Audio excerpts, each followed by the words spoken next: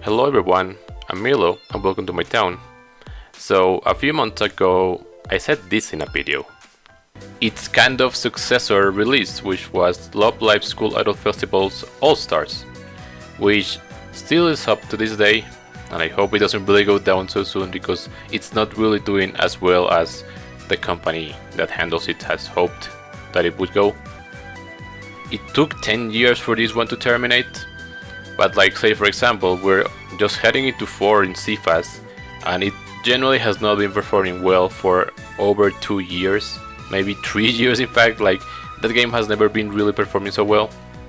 I myself am worried that the game ends. I'm not spending money on that other game anymore, but I just don't want it to end because I have some personal goals that I want to achieve on it. But you know, it's a fear that's always there and I just hope it doesn't happen. But actually, that was a lie. This particular recording was my first draft of the video I made about Love Live SIF, so these specific lines didn't actually make it into the uploaded video.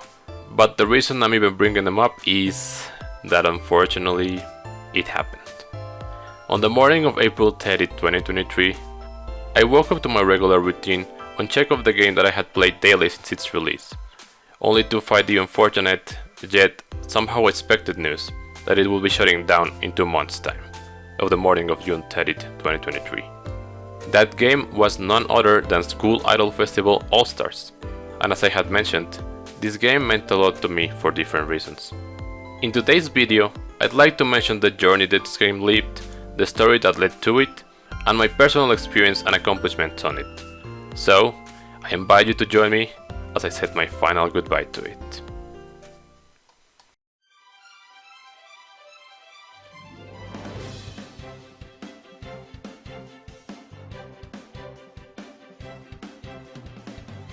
Love Live School Idol Festival All Stars, or SIFAS for short, was a mobile rhythm RPG game developed originally by Caleb Games, the same developer for the original SIF.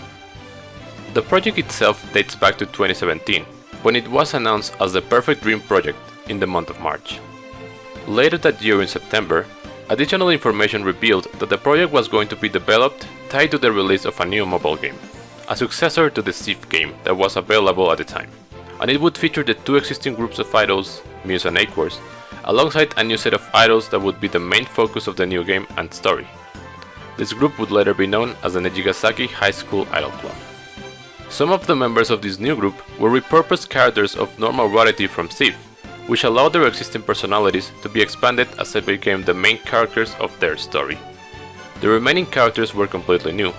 However, a primary difference that this group would have is that each of the idols would pursue their own style, and they would perform mainly in solo shows, unlike the group's focus that the previous projects had. The slight change in formula, I would say, was enough to pique the interest of some fans, especially since Aquars at their core had been almost a carbon copy of the structure of the original predecessor Muse, and the whole thing would be packaged and served alongside a new game. There was a good amount of room for excitement to look forward to. The game itself suffered some delays from the original plan, but it finally released on its Japanese version on September 26, 2019. And 5 months later, it released on the global version on February 20 of 2020. Even though I personally downloaded the Japanese version on release, the fact that I couldn't really read the game made me not want to continue to play it. I instead picked it up once the global version released, and I could read all of the text in English. I began from the first day, and I played it religiously without ever missing a day. Now that I've described the story behind it, let me briefly explain the game itself. Since it follows the naming convention of its predecessor, SIFAS is partly a rhythm game, where you tap notes in sync with songs from the Love Live franchise. However, this time around there isn't so much focus on the actual rhythm and beat maps. Instead, the other main component of the game shines a light.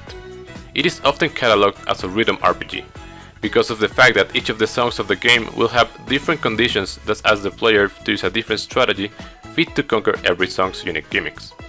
Certain songs may reduce the score that can be produced by specific types of cards, while others may completely prevent skill activations for all but certain cards, or have countless of damage numbers that the player must manage to prevent losing all their stamina. To go against this, every card is equipped with different stats, abilities, and skills that when properly strategized in a team of 9, can lead to conquering and getting a high score on the different songs in the game.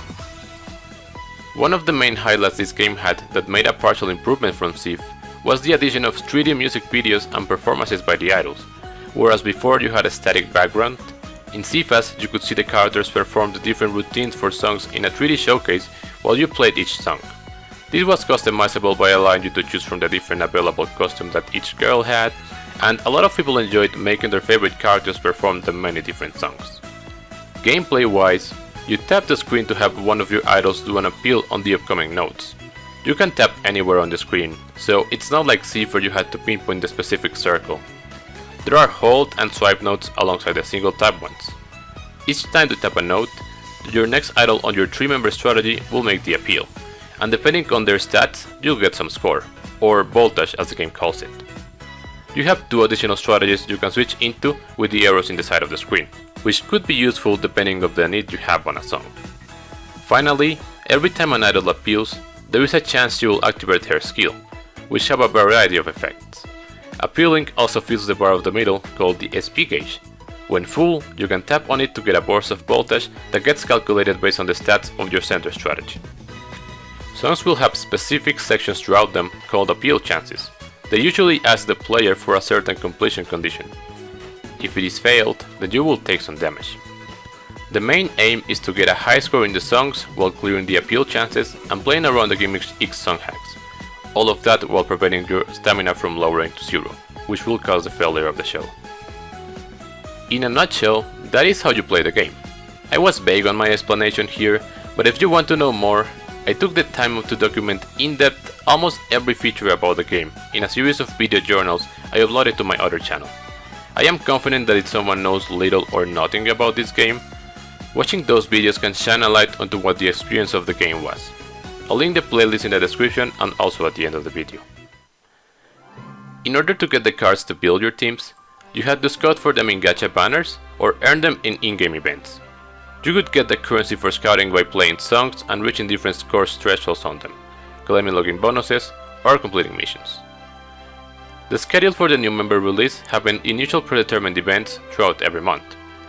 Each event would feature 5 to 6 of the characters and have a story theme to coincide. New cards would often fit this theme and be released as gacha banners or event rewards. There were 2 main types of events, but they mainly narrowed down to active periods where playing songs would earn you points and you would get rewards either based on a set ladder or by redeeming tokens earned from your plays. One of the event types would have a voltage ranking to go alongside it, where 3 songs would be selected and players would compete by aiming for their highest score in each, which would be averaged out to compete against the other players' scores. These events usually happened around the 2nd and 4th weeks in a month. In the middle of them, there would be a mini event that worked as a tower system where using each card had limited uses and players had to climb through stages that asked for more score as they went on. At the end of a month, another type of voltage ranking event would be held. This time around, you had limited chances of scoring your highest possible in 3 different songs, with your best score from each day being summed up and totaled at the end. Finally, at the end and middle of each month, new members that were part of limited banners called Festival and Party banners would be released. These would contain some of the most powerful cards in the game, as they were reserved to these specific limited banners and not available in regular rotations. This was the main gameplay loop for the game. You had the monthly rotating schedule to look up to, and it boiled down to playing the songs as you went, saving up your currency and using it when a member you wanted released. Besides this, the game also added a new chapter to its story at the end of each month. This would expand the ongoing plot the game was constructing, while also adding 1 or 2 songs to coincide with its chapter. There were bond episodes that would also get released every few weeks and followed a centered plot for each of the members. Each card also had some side story to go with it, so for the people who liked the narratives, there was some enjoyment to be had from them. I think I managed to describe almost everything in the game in a very broad way. Once again, you can watch my journal videos that heavily go in depth for most of the game features, but this will suffice for this overall retrospective. Now that you know how the game worked, let me discuss on why it ended up failing. For starters, it would appear that the main gameplay loop didn't manage to appeal to a graded audience. My guess is that more people expected this game to be kind of like SIF but with an added 3D mode. But if you actually had that, it would be very annoying when playing songs. I am pretty sure that the background dances will be distracting when trying to keep an eye on the upcoming notes. So, when these people came into SIFAS expecting something like that, they probably got a bit disappointed that instead of a similar rhythm experience, they had this slightly complex system where you had to take more things into consideration than simply tapping away in a song. I personally did massively enjoy trying to play around what each song asks for and finding the best strategies using my available resources to conquer them. But I assume most people didn't want to bother with that or never really understood the system. I would often see people hating on this game, but I really failed to see the reason when all it did was simply offer a different experience. If it was just SIF again, that would probably not be that great. And SIF 2 is just that, and has received some complaints of this specific point. That aside, I did like this game a lot and made it part of my usual routine. In fact, one of the reasons I held it so dearly is because it had always been with me in the latest overall period of my life. The global version actually released about a week before I started my first and current job, after graduating from university. So, for as long as I've had a daily routine that goes with it, SIFAS had been a part of it. Going back to the troubles the game had, due to the bad impact on many players, I think it always failed to have a big public, at least from what the Love Live franchise would expect. The first event of the game had over 100,000 players participating on it, but by the second one, that number was closer to around 30 to 40,000.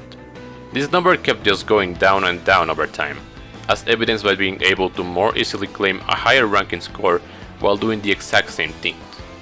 I mainly talk about the global version, but the Japanese one, while having considerably more players, probably had a similar behavior. Now, if you know about gacha games, you know there will always be whales. This is a term used to refer to big spenders that will use a lot of real money on in-game currencies and items, and it's where the revenue to support the game comes from. However, I believe that the game never ended up making the big numbers the owner expected it, probably due to the fact that it failed to retain many of the players that originally downloaded it, and many more would continue to drop as the months kept going, whenever they found themselves bored and not enjoying what the game offered anymore. Another major point to contribute as a negative is the way the story developed.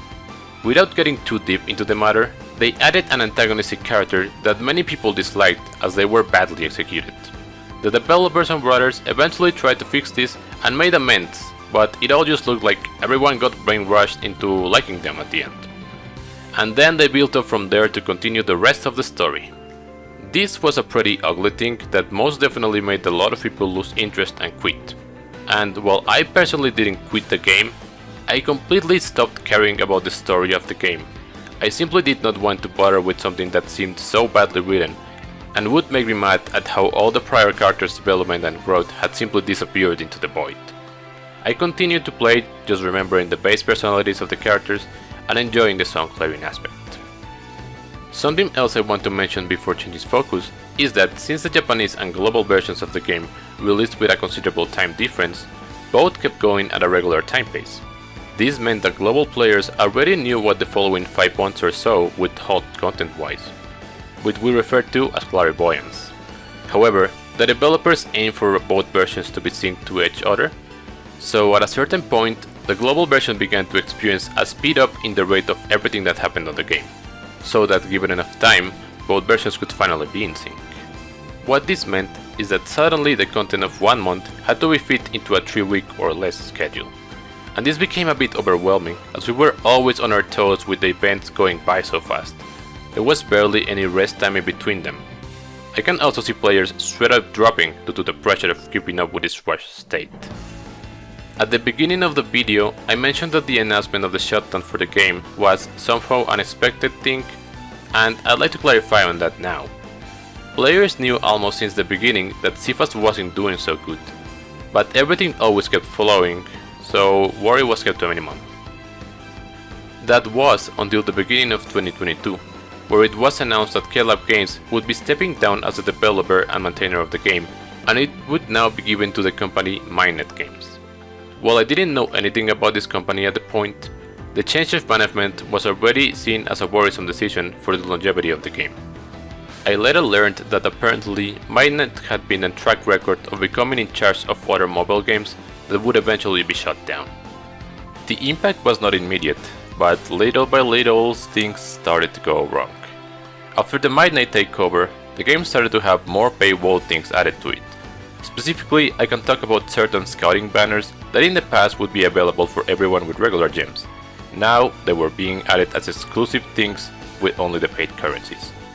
And this came almost every month, almost looking like they were trying to milk as much money from players while they could. Prior to their management, every song added with a new chapter contained a 3D video to go with it, but little by little this stopped being a thing.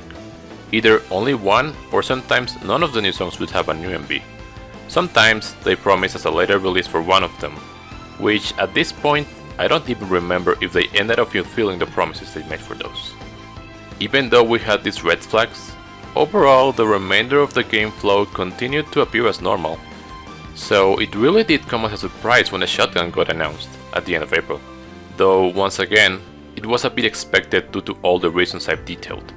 I just thought that if it was going to happen, it would be more apparent close to the announcement.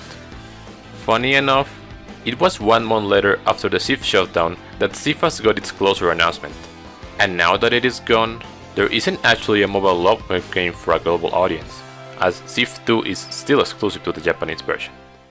Well, that is pretty much the end of the retrospective of the game, but I want to talk about what it meant to me personally.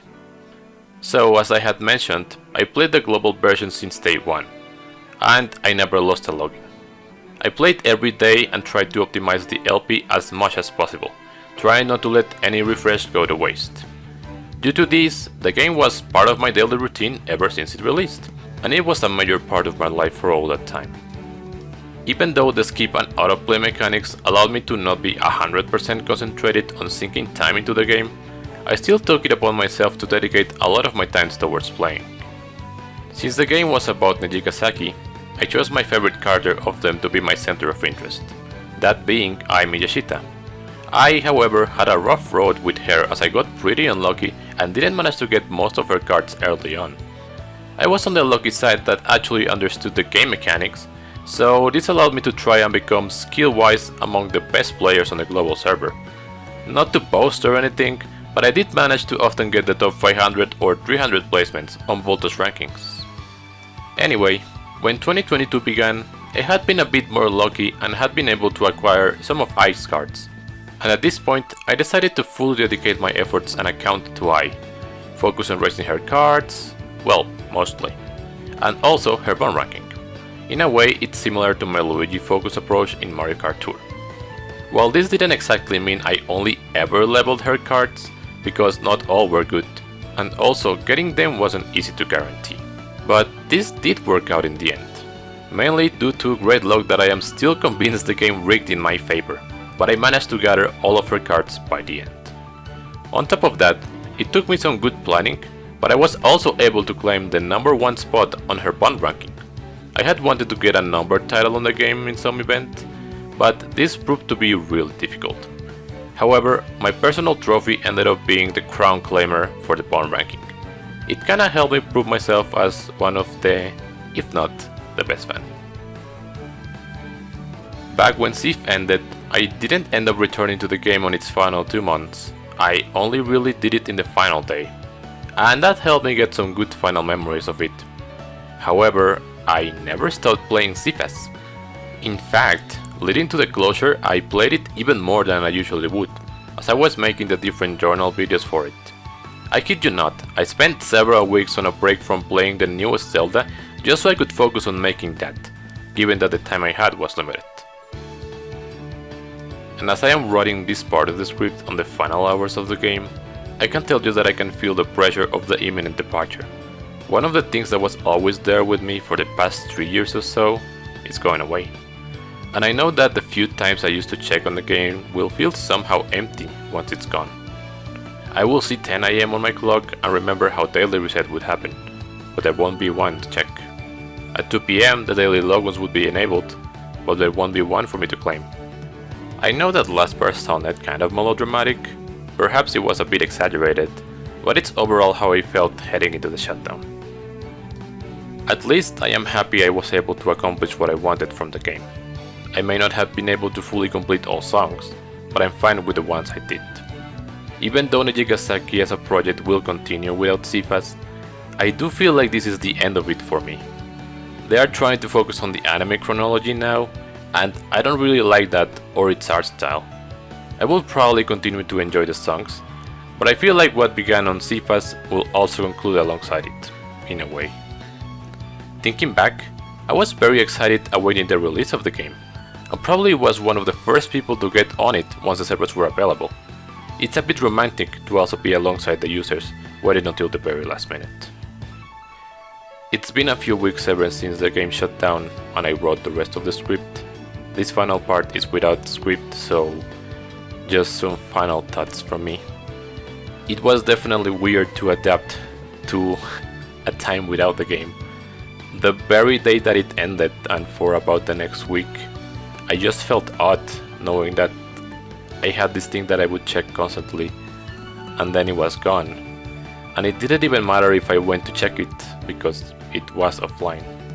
I actually haven't even launched the app, even though I know it will not give me anything ever since it shut down. First week was kind of like that. The second and third weeks it's been a little bit better.